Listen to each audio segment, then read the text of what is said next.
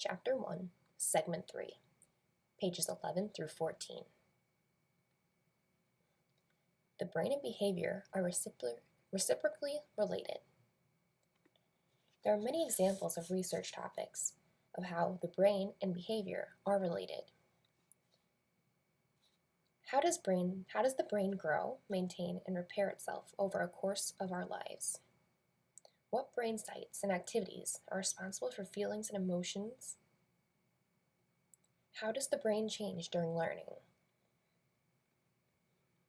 There is difficulty in understanding how the brain can be responsible for subjective experiences that we experience, such as love, fear, and awe.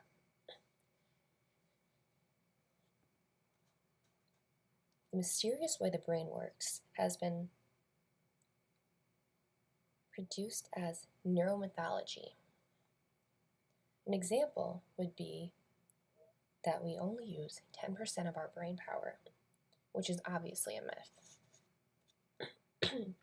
Brain scans have shown that the entire brain is active, even during tedious tasks.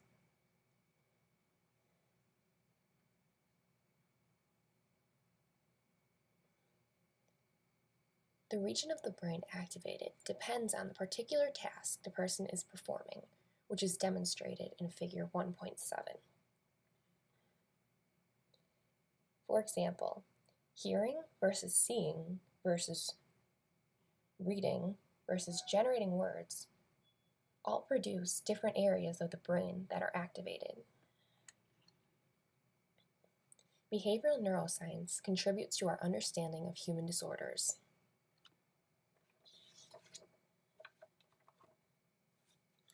Behavioral neuroscience is important because it helps us understand brain disorders and how we can help to treat these disorders and possibly prevent them.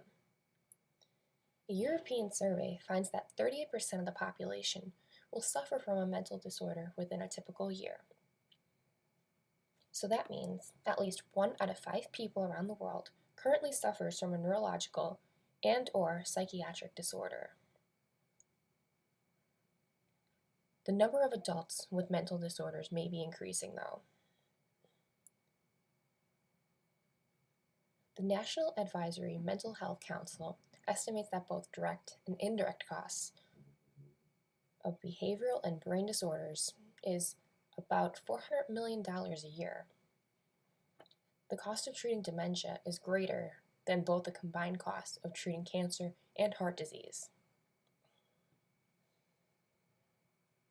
The World Health Organization estimates that over 15% of all diseases burden in terms of lost productivity, which is due to mental disorders.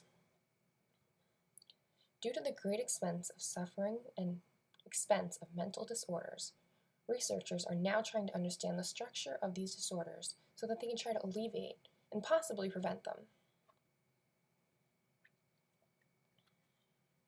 Animal research makes vital contributions. Early human beings studied animal behavior and physiology to survive, such as the way they hunted, and also to escape them.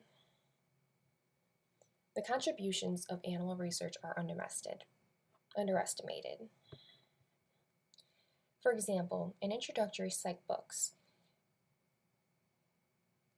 the major findings are presented as if they have been found through human subjects, although many major findings, actually most, have been found via animal research.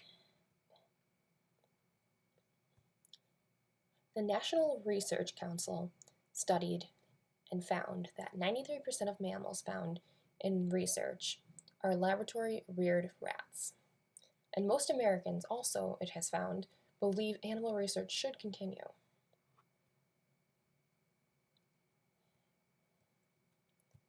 Some animal activists have vandalized labs, burned down homes, bombed labs, and have even set firebombs off in scientists' homes. One scientist's home was bombed, and his 2 kids had escaped through a window.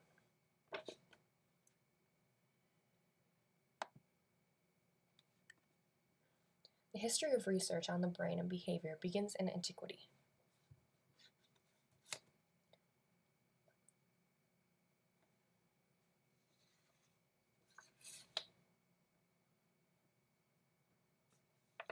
It is only a recent phenomenon that the brain has been discovered as a central role in controlling our behavior.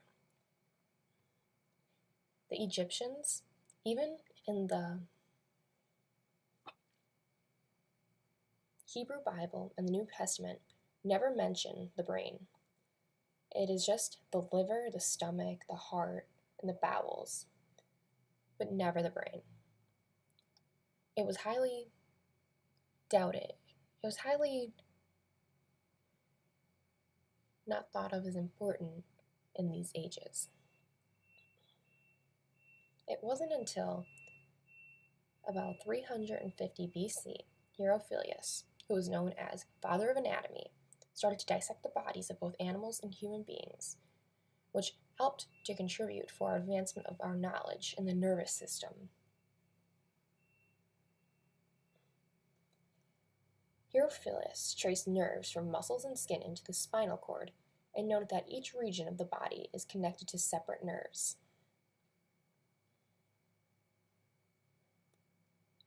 The 2nd century Greco-Roman physician Galen, known as the father of medicine, treated gladiator injuries and reported behavioral changes in gladiators who suffered from head injuries.